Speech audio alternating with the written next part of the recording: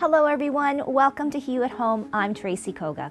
Well, I have been feeling very patriotic and a lot of love for my country, Japan. On Sunday, Hideki Matsuyama donned the green jacket and became the Masters champion and the very first Japanese golfer to do so.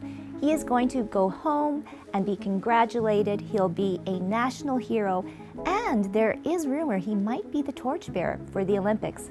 What an incredible year.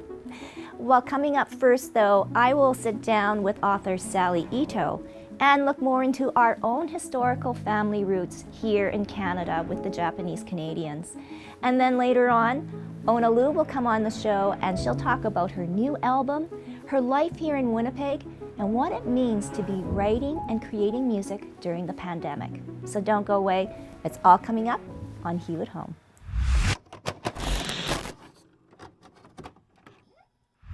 Every once in a while, you get to read a book that really hits home. And this one definitely was for me, The Emperor's Orphans by Sally Ito.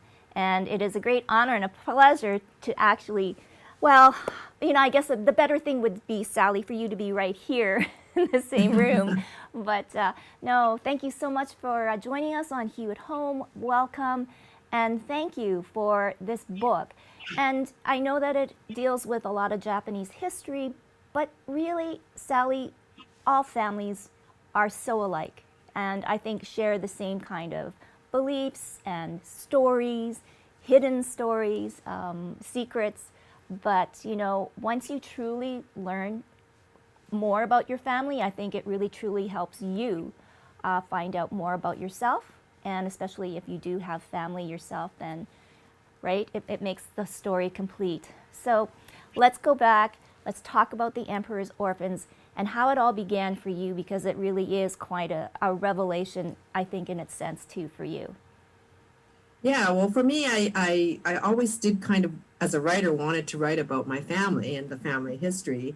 But it was just, it was how to do it. And I was very conscious that I thought my story wasn't really that important. I thought it was important to tell the story of my Japanese Canadian great aunt and my parents who had been through the war and through it being interned and then exiled to Japan. And I also wanted to talk about my mother's family who had been in Japan during the war. And I didn't really think my voice was very important. But as I wrote it, I realized more and more that I needed to be a voice because I was the storyteller. Mm-hmm. And I needed to know I needed to be part of this narrative. So the book is set up in such a way that there are the important storytellers, my great aunt and my maternal grandfather, Toshiro. And then there's me, just sort of explaining who they are and how they influenced me and what they thought. So I wanted to ask, though, a little bit into the history, because I just, again, recently found out. I mean, we knew and understood about the redress and the internment, but there was another part of that too, where the government was ready to ship Japanese Canadians who were born in Canada back to Japan, and like you say, exiled. And this was a very important part of your book. So that didn't necessarily happen in my family, but I found it interesting in how, when they got to Japan, it wasn't. They were foreigners, Yes. definitely. Yes. Yeah. Well, the interesting thing about the repatriation policy, as it was called, was that people were making decisions because they were dispossessed of their property and they couldn't return to the West Coast. And this was a thing that was different between the Americans and the way that Japanese Americans were treated and Japanese Canadians were treated was this repatriation option.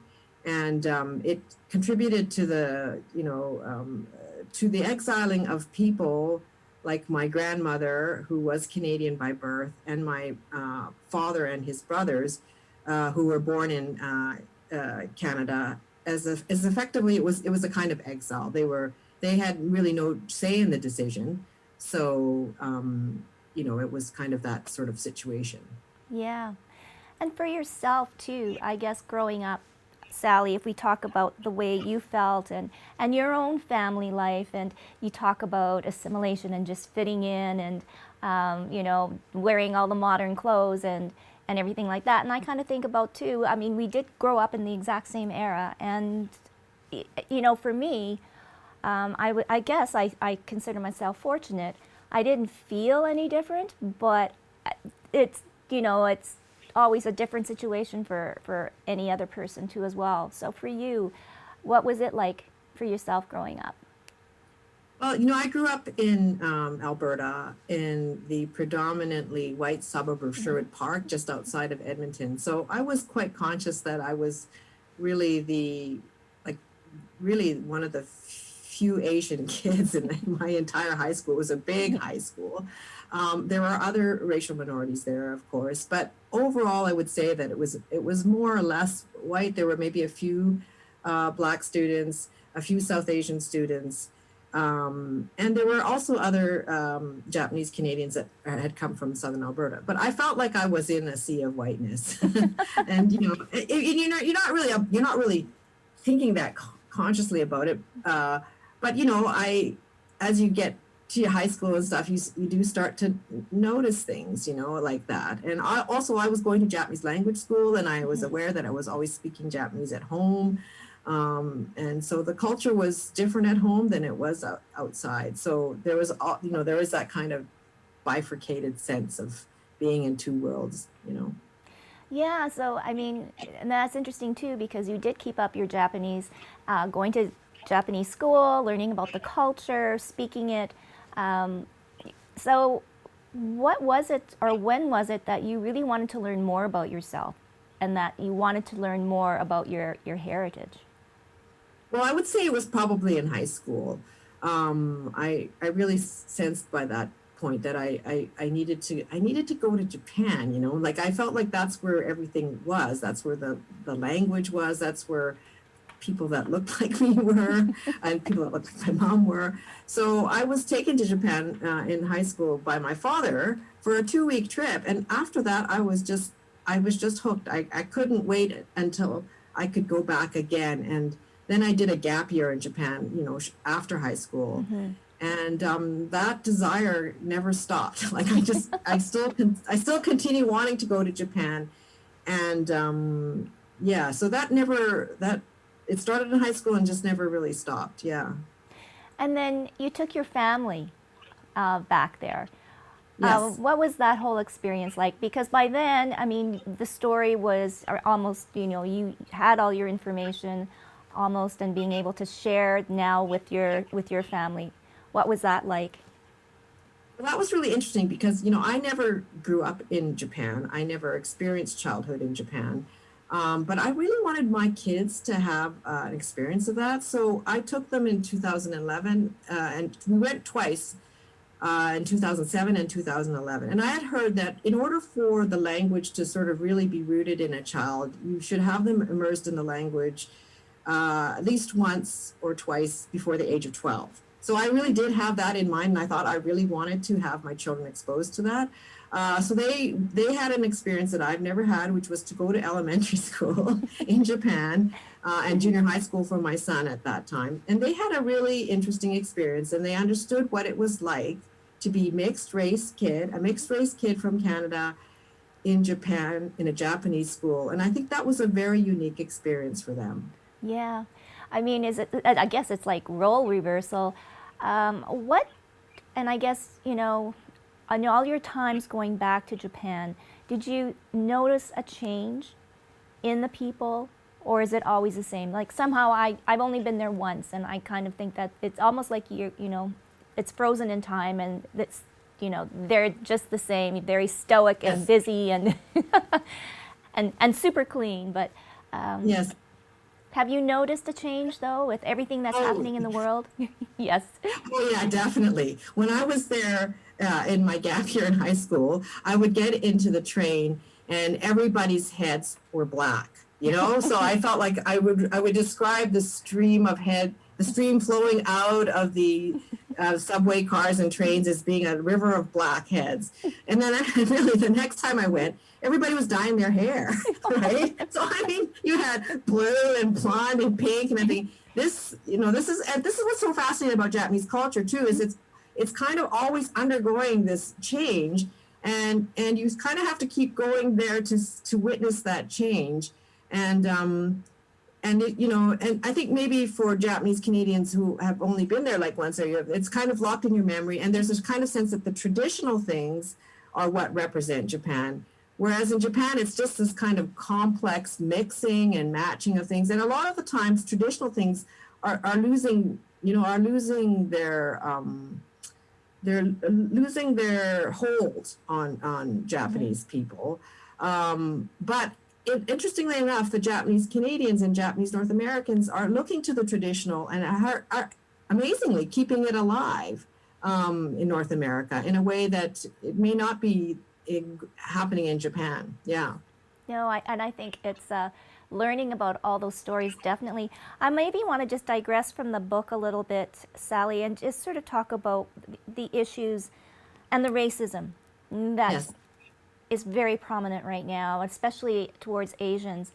And it's just, how do you kind of deal with it? What are your views on it? Obviously, it's if you boil it down to it's, people just they don't understand, and they're allowing their own ignorance to kind of come to the surface. But I mean, a lot of this is really awful, and always it's usually pointed toward elderly, which is a really growing concern. Yeah, I was really surprised by the attacks on elderly people in the U.S. And I think also we're seeing a lot of it because we're all connected on social media.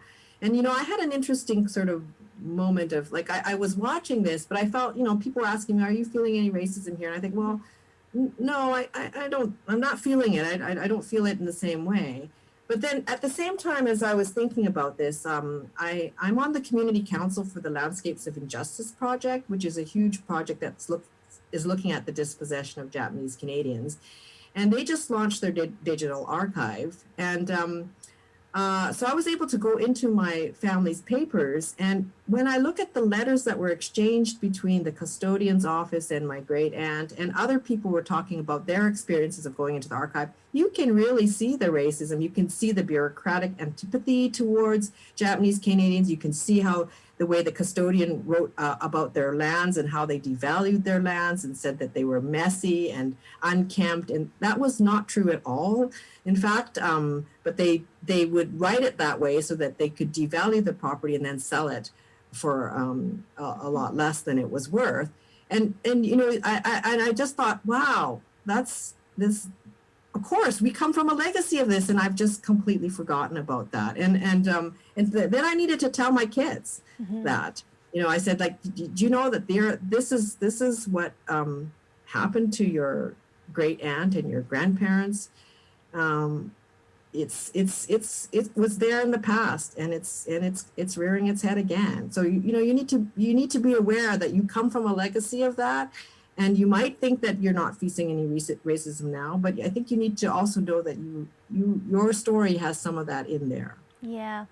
And I mean, it is in our nature and culture to, be very passive, stoic, not complain, just go with the flow. Yes. This is so Asian. Yes. And No, I it's mean, true. It's and true. yeah. And so I guess maybe words of wisdom or whatever, Sally, because that's your profession, words. And Yes. words Yes. can be so good. And it's just like, oh, I wish I said that. Yeah. Because now, like if we see it, we have to act on it. But Yeah. on the other hand, safety is a factor, right? And there's that part of us, we're just saying, okay, let's, maybe stick our heads in the sand and it'll all go away. Yes. Yes. Yeah. Well, it's interesting because I think that it is true with Japanese people generally. They have that saying, the nail that sticks out gets hammered down. And we have the saying in English, the squeaky wheel gets the oil, Yeah. right? I mean, and those two, and also there's in Japanese culture, there's an idea that it's better to be like a bamboo, which is to sway, Yeah.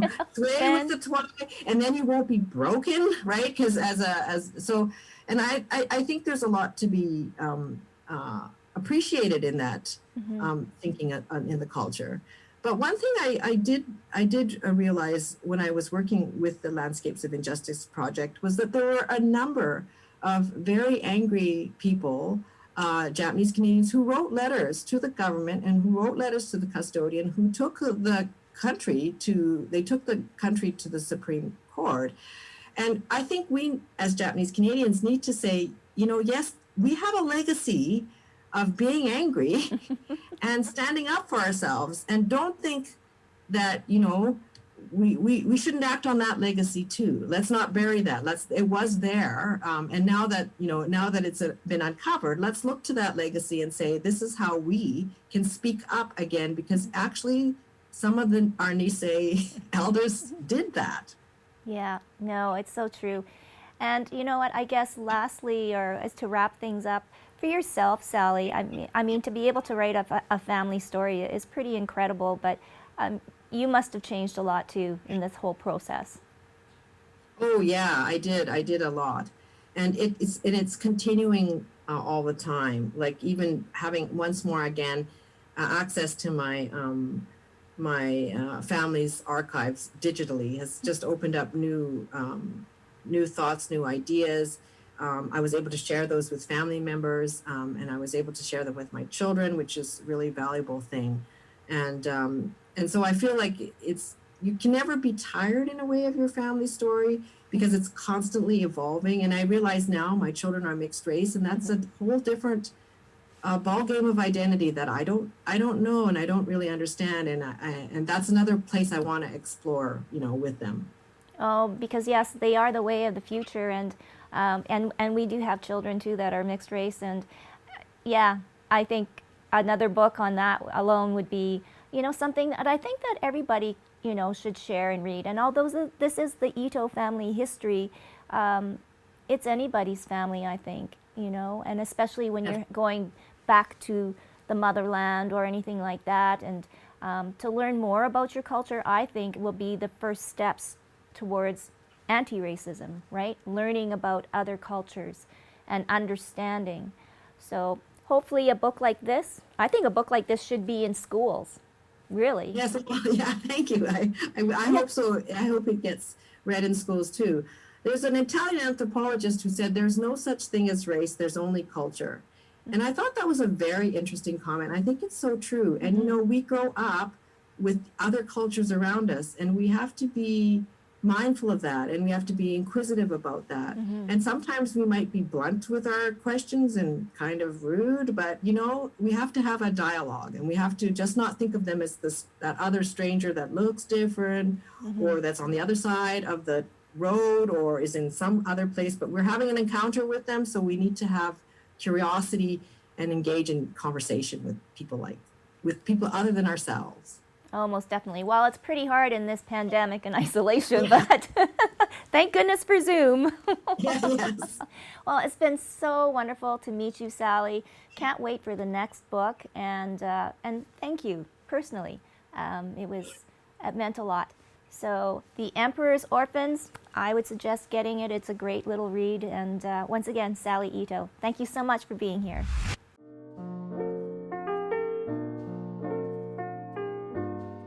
Girl, you know what's up. Ooh, say what, say what, say what. Girl, you know what's up. Ooh, say what, say what, say what. Tell me what's up. I'm digging you.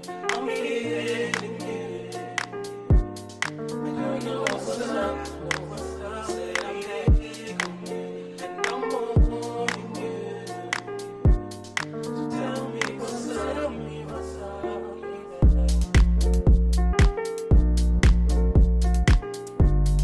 Girl, you know what's up.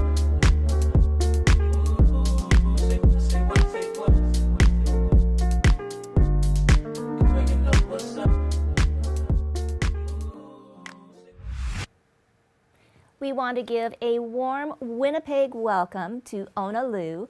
And though you are so internationally known, I am so happy to know that Winnipeg is your home. So my first question to you, Onna Lou, is give us a little bit on your history and how Winnipeg became your landing place, I guess, so to speak. Well, we were living in the United States at the moment because I went to college there, and my husband did too. And we wanted to try living elsewhere. Argentina has been in a constant crisis since like my whole life. And being an artist particularly is very hard. So we wanted to try somewhere else. And we kept meeting people who had lived in Canada or who were living in Canada or who live in Canada, and kept hearing these wonderful things. And my husband has a cousin here in Winnipeg. So suddenly like everything aligned, and we felt like it was worth the shot. And we came 5 years ago and we love it. Like, if anything, like, I've been falling in love with it. Like for my husband was like love at first sight. I think like the day we landed, like his eyes were like shiny and open. I was a little bit more skeptical. It took a while for me, but I love it every day more. Oh, and so let's talk about your time in the States. A graduate from Berkeley, and wow, I mean, everybody that knows music has heard of Berkeley. How was that whole experience for you, Onna Lou? And yeah, I mean, you get pretty immersed, don't you, in music? Oh, yes. I don't know. I don't know about other places, but I think it must be like the most immersive musical experience you can have. Just the campus, having so many musicians together, and then like such an amazing offer of classes. You know, you can learn music from all over the world with teachers that are experts in their fields, who are active recording musicians, and just meeting musicians from all over the world and absorbing about their music, their culture, and getting to create all the time. Mm-hmm. It's amazing. When I was in Argentina, I studied classical composition and it was such a different experience. You know, it was like a lot of studying by myself, and it was beautiful. I learned so much, but I think to become the artist I am today, Berkeley was irreplaceable, a priceless experience. So commenting on that, when you're talking about Berkeley and being around so many musicians and like-minded people like yourself, but you said music from all around the world, I think now this has given you the opportunity to, how we say, stick to your guns, but you know, your Latin music and your voice and the stories you tell are from the heart. We may not always understand it because it's not in English, but the language of music is universal. And I think now more than ever, we need to be exposed to more different types of music from other cultures. Yep, I think it's a fascinating moment in history that we're living with social media and this reach we can have. And I think like I'm a bit of an idealist and a pathological optimist, but I think like the way to get over and evolve out of discrimination, racial discrimination, religious, cultural, like, and building a world together is getting to know. Like, I don't know what I've heard it, but it's much harder to hate someone you know. When you don't know something, it's easier to judge and to dismiss and to blame or whatever. Mm-hmm. But when you connect with this aspect, which music communicates this like no other art almost, when we connect to the things that makes us all the same, that we all share. You know, music talks about human experience, emotion, those things that transcend completely culture or religion or sexual identity. So I think it's a very promising what music can do in this era. Yeah, well, it certainly is a gift. And let's talk about you know, your transition from Argentina, and then you went to the States, I know, but then to here now in Winnipeg and having a life, how different would it be if you had not left Argentina? Where would you be now? Oh, that's such a great question. Thank you.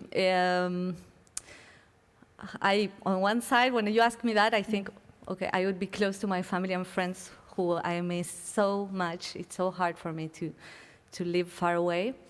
But artistically, like since I moved here, I've been able to make a living with my music through performing, through composing, through teaching music. And that's simply like, maybe someone does it in Argentina, but it's really hard. And I am from Buenos Aires, which is a city that is boiling with art, but still like there is not like the space for a musician to have a good quality of life and make a living when you are developing an artist like myself. So I'm guessing I would be very happy, close to my family and friends, but also maybe more frustrated artistically, maybe not being able to do all I want to do with my art. Yes, and now, wow, no one could predict what we are living in now for year 2. How have you coped, you and your husband, through all of this, you know, pandemic, COVID, isolation, virtual, no live performing?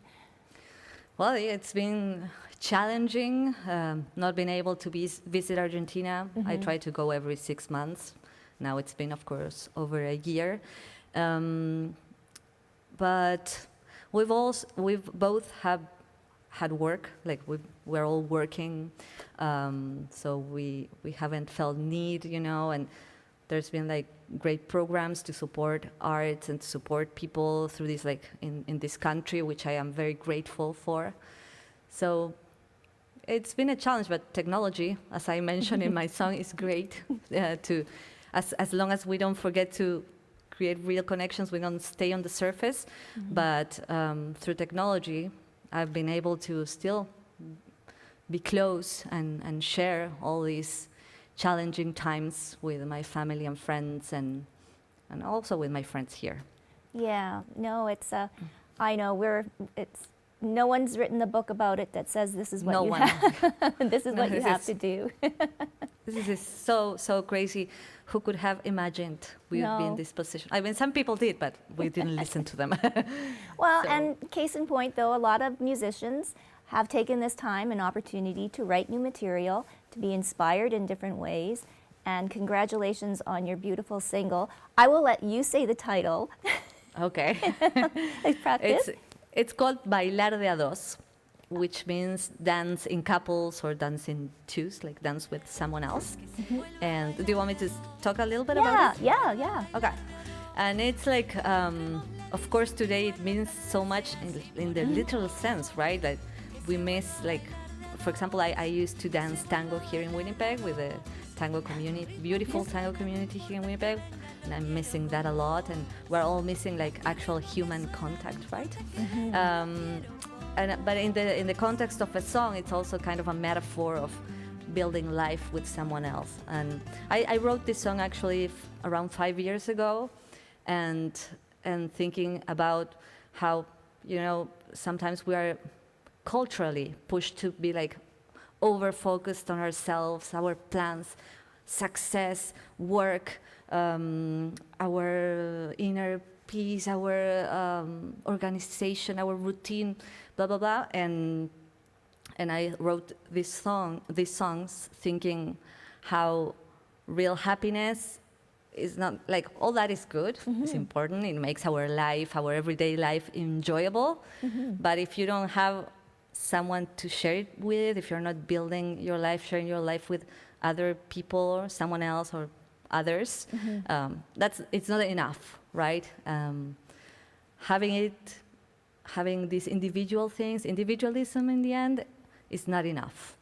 No, and it's so beautiful. And I will tease everybody with a short clip, but a lot of scenes from Winnipeg, and I did recognize a lot of the dancers that you had.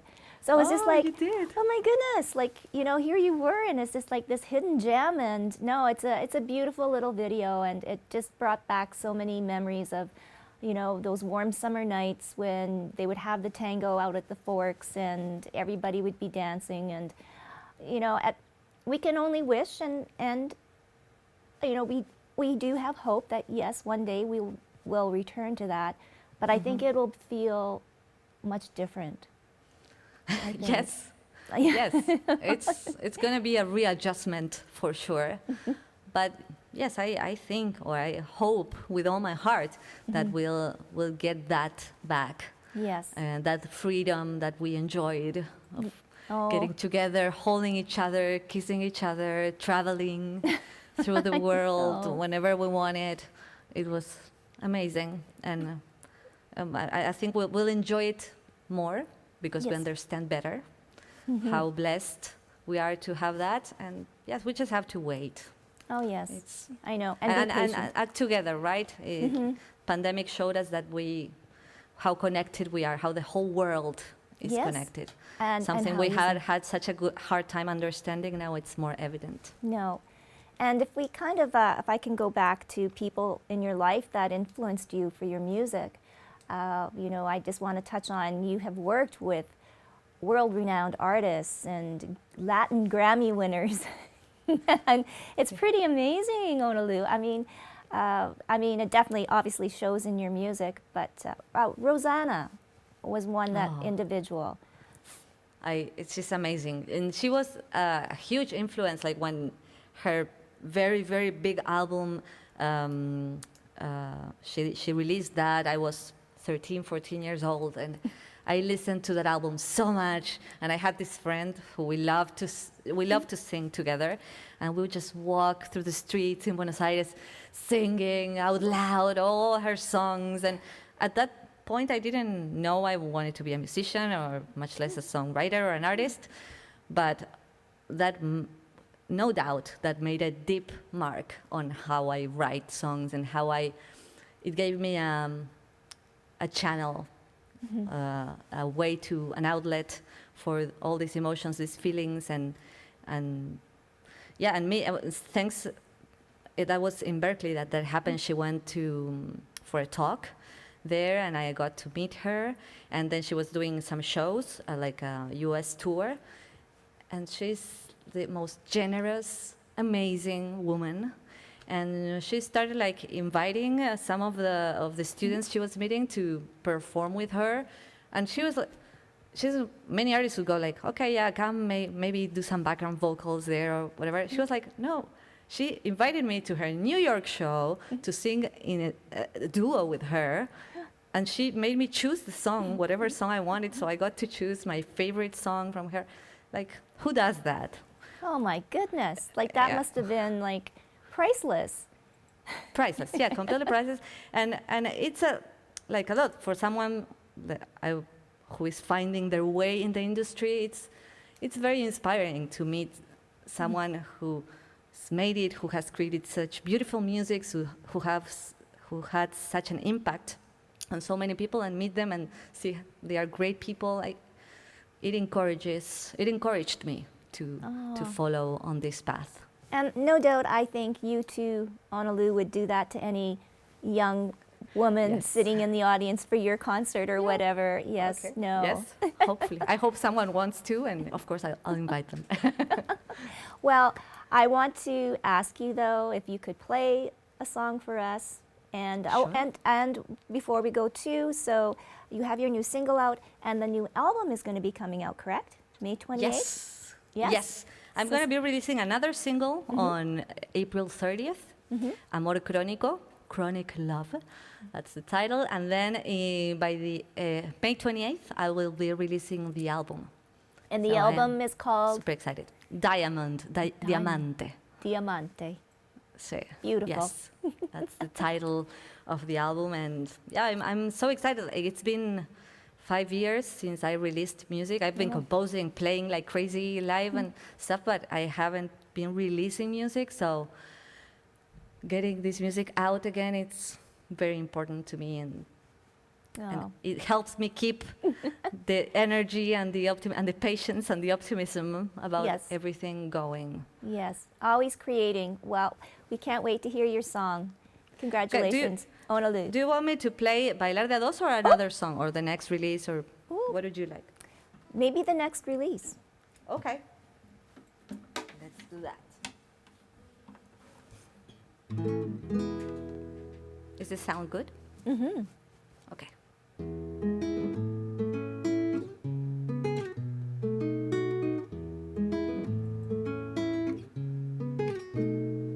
Otra vez una sonrisa amarga y este temblor en los huesos de saber que la enfermedad es igual al remedio.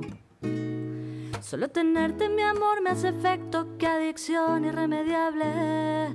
No sé vivir sin lo que me das, esto es incurable.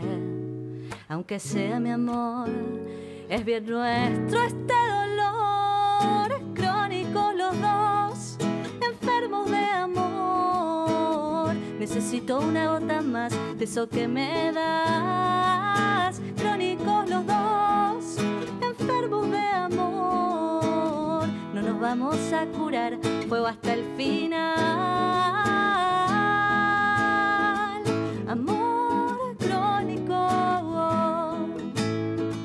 mi amor crónico.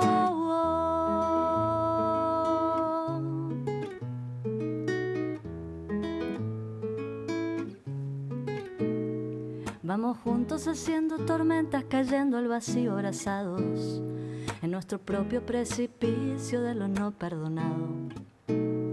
Vivimos con el corazón sangrando entre palabras prendidas a fuego, en esta lucha hasta las cenizas que solo los dos entendemos.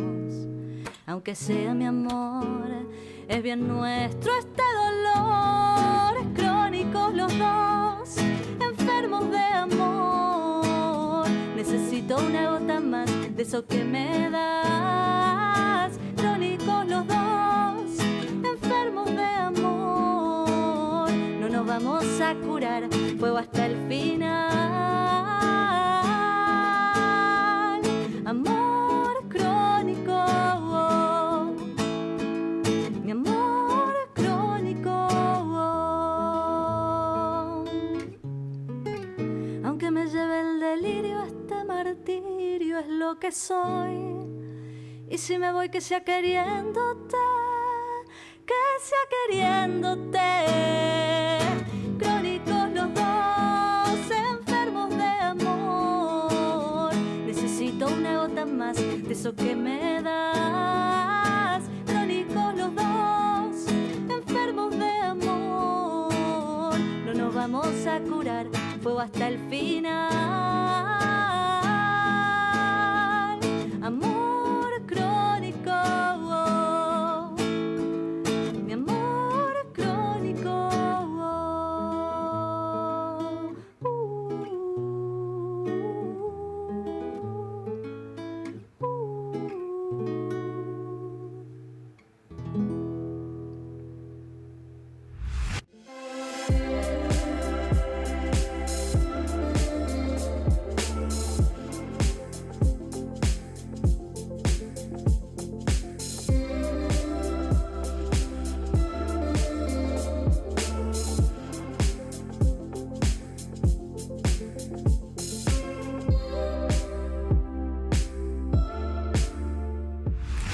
Welcome back to Hue at Home. Coming up, our life coach, Linda Destowich, gives us a lesson on how to show up as yourself.